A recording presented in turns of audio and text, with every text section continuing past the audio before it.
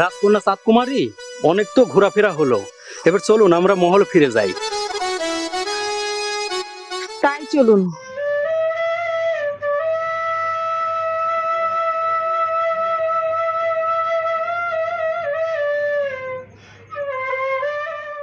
আচ্ছা, আপনি কি কোনো বাঁশির সুর শুনতে পাচ্ছেন? হ্যাঁ শুনছি, কে যেন মধুর সুরে বাঁশি বাজাচ্ছে। এত মধুর সুরে কে বাঁশি বাজায়? চলুন তো সামনে যেয়ে দেখি। চাঁদকুমারী, যে বাঁশি বাজায় বাজাক, চলুন আমরা মহলে ফিরে যাই। না, যে বাঁশির সুর আমার মন কেড়ে নিয়েছে তাকে আমার দেখতেই হবে। কে এই বাঁশিওয়ালা? ঠিক আছে চাঁদকুমারী, চলুন সামনে গিয়ে দেখি কে এত মধুর সুরে বাঁশি বাজায়। আসুন। আচ্ছা চলুন।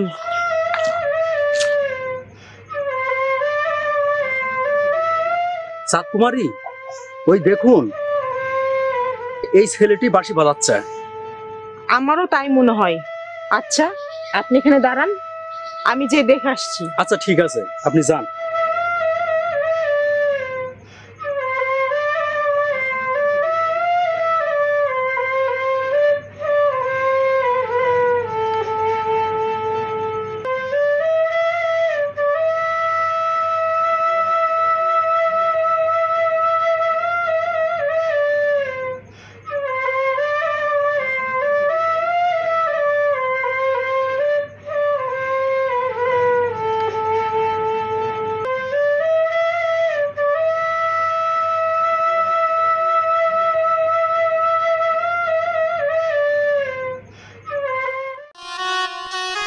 থামলে কেন? বাজাও তোমার বাঁশি।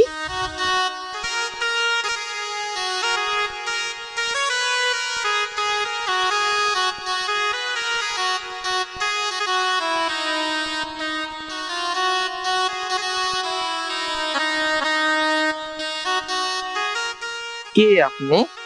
আমার দিকে এমন করে তাকিয়ে আছেন যে? আমি কে বলছি তার আগে বলো, তুমি এখানে বসে এত মধুর সুরে বাঁশি বাজাচ্ছ কেন? আমি কে? আমি এ রাজ্যের একদিন মজুরের ছেলে। মাঠের কাজকাম সেরে এসে একটু বসে থেকে বাঁশি বাজাচ্ছিলাম। ও আচ্ছা, তুমি আমাদের রাজ্যের ছেলে। তোমার এই বাঁশিতে এত জাদু আছে। তোমার এই বাঁশি সুরে আমি যে পাগল হয়ে গেছি। তাই বুঝি? আমার বাঁশির সুর শুনে আপনি পাগল হয়ে গিয়েছেন? ঠিক আছে, তাহলে আজকে থেকে আমি আর বাঁশি বাজাবো না। বাঁশি বাজানো তো তোমার বন্ধ করা যাবে না, বাঁশিতে তোমাকে বাজাতেই হবে।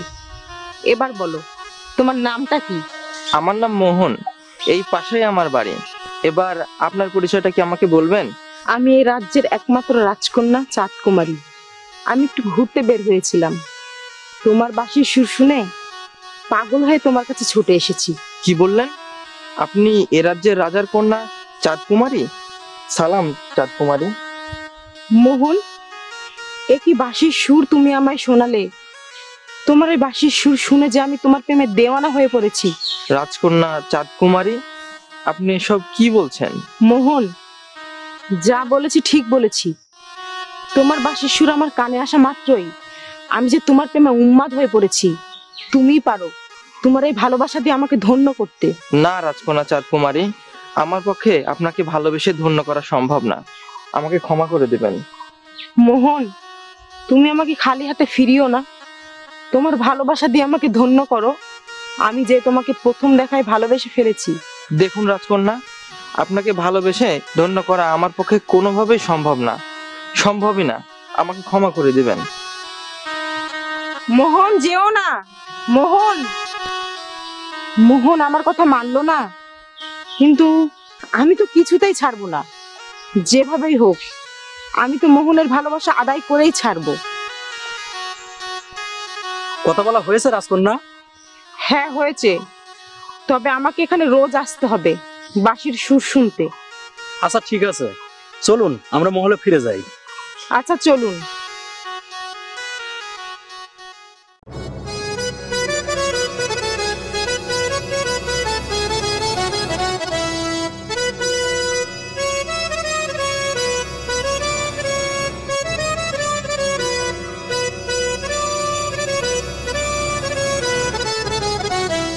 কি ব্যাপার শাহজাদি চাঁদকুমারী, এই দিনে দুপুরে কোথায় গিয়েছিলে?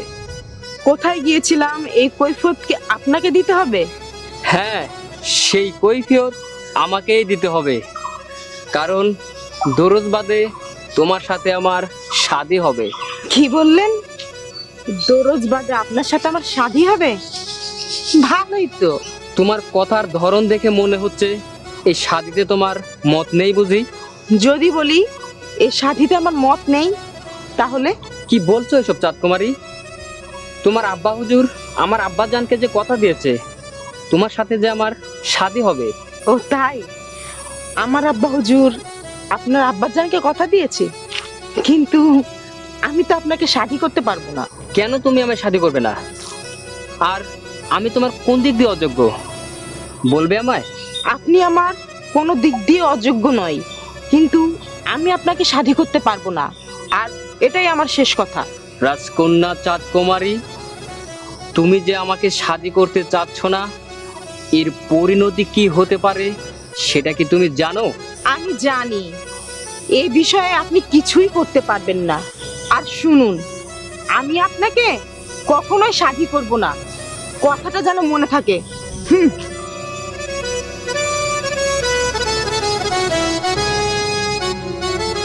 রাজকন্যা চাঁদকুমারী, যে করেই হোক আমি তোমাকে শাদী করব, তা না হলে যে আমার মনের আশা পূরণ হবে না। আমি হব এই রাজ্যের রাজা, আর তুমি হবে আমার রাজরানী।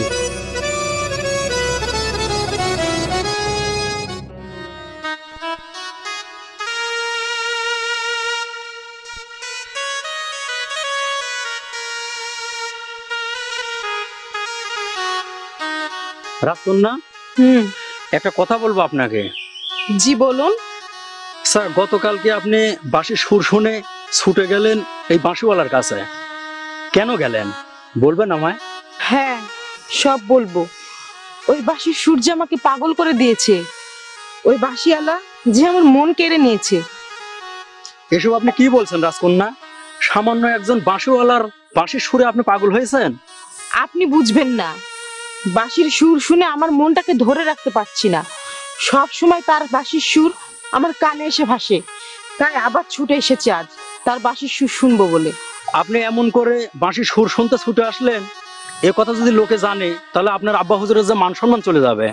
কার মান সম্মান গেল সেটা দেখার সময় আমার নাই। ওই যে শুনুন, কি মিষ্টি মধুর বাঁশির সুর। আমি যে পাগল হয়ে যাচ্ছি, তাকে না দেখে আমি যে থাকতে পারছি না। আপনি থাকুন, আমি যাই। রাজকন্যা, আসতে যান। কি এমন জাদু আছে ওই বাঁশির সুরে, তার জন্য রাজকন্যা পাগল হয়েছে? যাই, সামনে গিয়ে দেখি।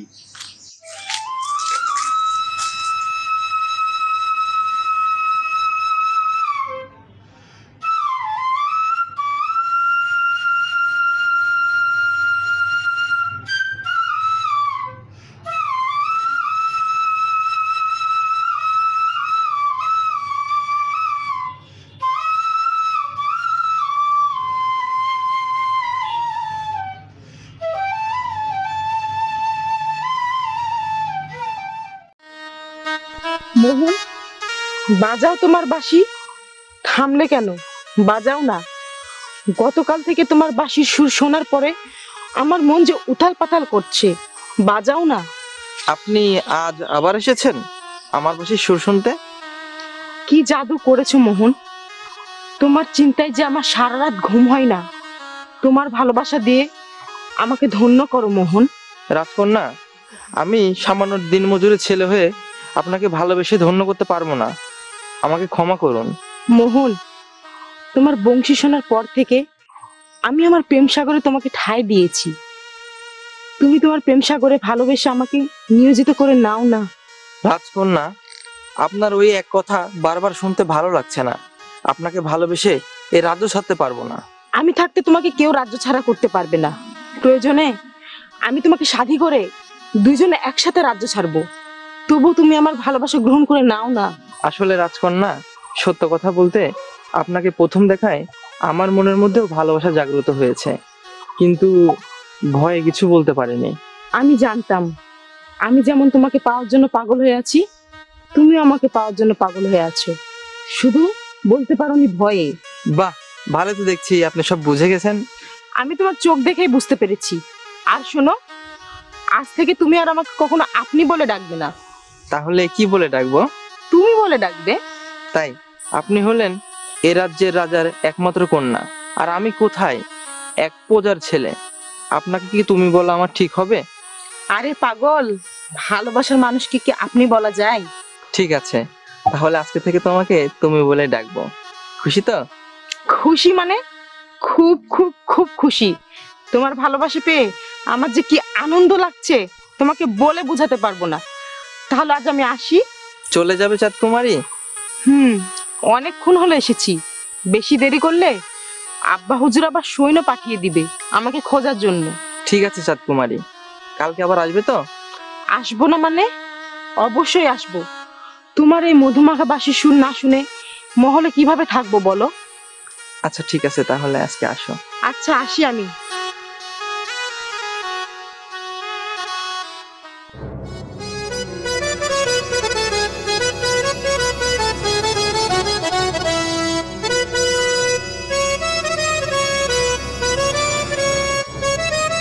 ব্যাপার কি? চাঁদকুমারী আমার সাথে তো আগে এমন বাঁকা করে কথা বলতো না, এখন কয়েকদিন হলো দেখছি আমার কথা তার গায়ে লাগাচ্ছে না। বিষয়টা একটু খতিয়ে দেখতে হবে।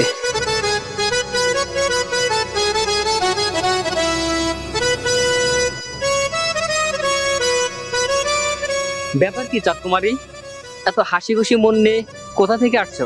আমি কোথা থেকে আসছি সেই কৈফিয়ত কি আজ আবার আপনাকে দিতে হবে? যার সাথে দুরুজ বাদে আমার শাদী হবে তার কাছে কৈফিয়ত দিবে না তুমি? কার কাছে কৈফিয়ত দিবে? রাজকন্যা চাঁদকুমারী।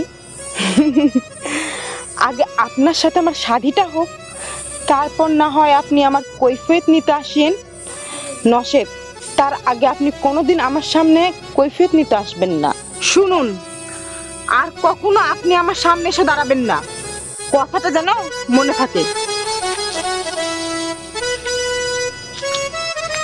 তুমি কেন আমাকে অবহেলা করছো সেটা আমাকে খতিয়ে দেখতে হবে। তুমি কোথায় যাও, কি করো, সেটা দেখার জন্য আমি তোমার পিছু লাগলাম।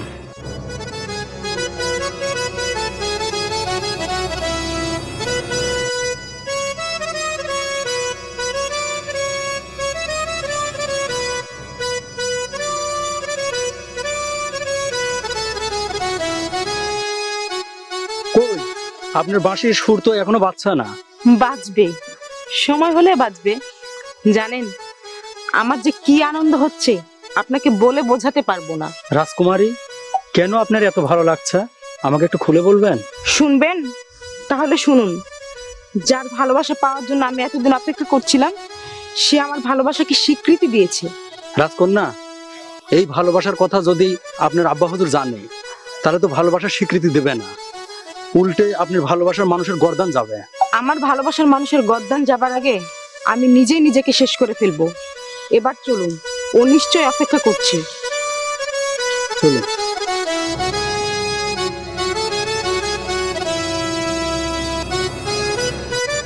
আজ আবার রাজকন্যা রাজমহল থেকে বেরিয়ে এসেছে। রোজ সে কোথায় যায়? আজকে আমাকে দেখতে হবে, ওর পিছু যাব।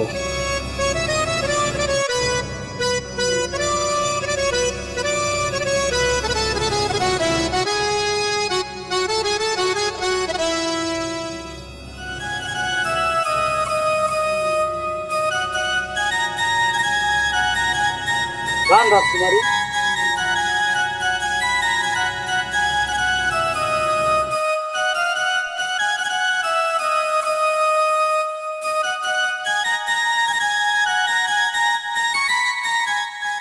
না, রাজকুমারী এখনো আসছে না কেন? তাহলে সে কি আমার সাথে প্রেমের অভিনয় করলো? আমার ঘুমন্ত মনটাকে জাগ্রত করে সে কি আমার সাথে ছলনা করলো?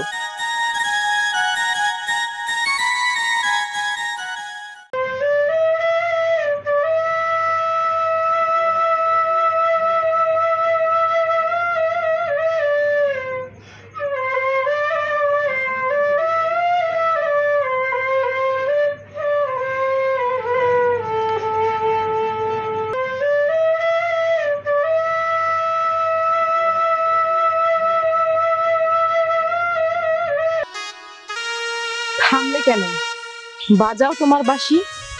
তোমার এই বাঁশির সুর শুনে যে আমি পাগল হয়ে ছুটে আসি। কি মধুরী না সুর, আহা! যেমন তুমি তেমন তোমার বাঁশির সুর। ও তাই? তুমি আমার বাঁশির সুরকে পছন্দ করো, তো আমাকে ভালোবাসো না? শুধু বাঁশির সুরই পছন্দ করি না, এ বাঁশি যে বাজাই তাকে অন্তর থেকে ভালোবাসি। চাঁদ কুমারী, তোমার ভালোবাসা পেয়ে আমার তো এক মুহূর্ত একা থাকতে ভালো লাগে না। তাই বুঝি? তোমার আমাকে ছাড়া এক মুহূর্ত ভালো লাগে না? তাহলে চলো, সবাই জানার আগে আমরা আমাদের স্বাধীর কাজটা সেরে ফেলি। কি বলো তুমি?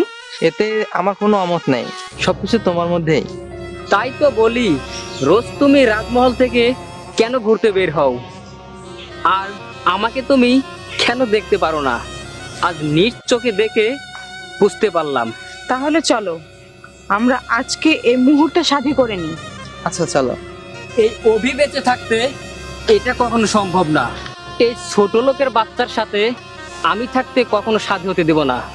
ও ছোট লোক হতে পারে, কিন্তু আপনার মতো খারাপ মানুষ না। আমি তোমার কাছে খারাপ মানুষ হয়ে গেলাম, আর এই ছোট লোকের বাচ্চা তোমার কাছে ভালো হয়ে গেল? আমি অবাক হয়ে গেলাম তোমার কথা শুনে রাজকুমারী। অবাক হওয়ার কিছু নেই, আমি ওকে আমার অন্তরের মাঝে ঠাঁই দিয়েছি, আর আমি ওকে ভালোবাসি।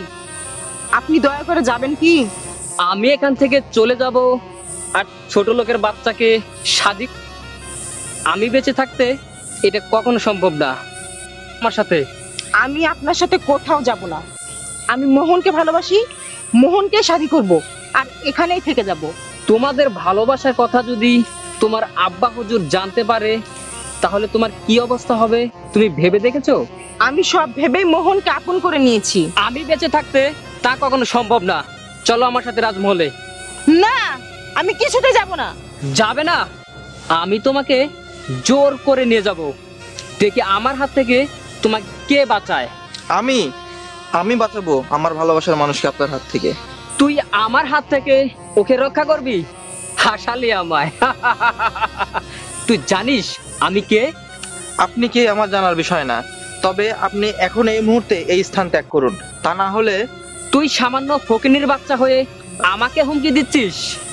তোকে কি করে শায়েস্তা করতে হয় এটা আমার ভালো করে জানা আছে। তোর বাড়ি ঘর পুড়িয়ে ছারকার করে দেব। তুই একটু ধৈর্য ধর, আমি আসছি।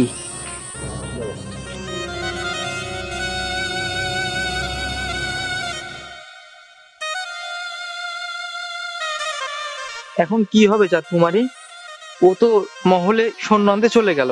তুমি চিন্তা করো না, এখন এই মুহূর্তে আমরা এই রাজ্য ছেড়ে অন্য রাজ্যে চলে যাব। তারপর দেখি ও আমাদের কিভাবে খুঁজে পাই। তোমার মাথা ঠিক আছে তো? এমন কাজ করলে তোমার আব্বা হুজুরের মান সম্মান থাকবে? কার মান সম্মান থাকলো বা না থাকলো সেটা দেখার সময় আমার নেই। তোমাকে আপন করে পাওয়ার জন্য এর থেকে অনেক বেশি কিছু আমি করতে পারি। চাঁদ কুমারী, তুমি আমাকে এত ভালোবাসো? সত্যি তোমার ভালোবাসার কাছে আমি হেরে গেলাম। চলো, বেশি সময় নেই, ও আবার রাজমহল থেকে সৈন্য নিয়ে চলে আসবে।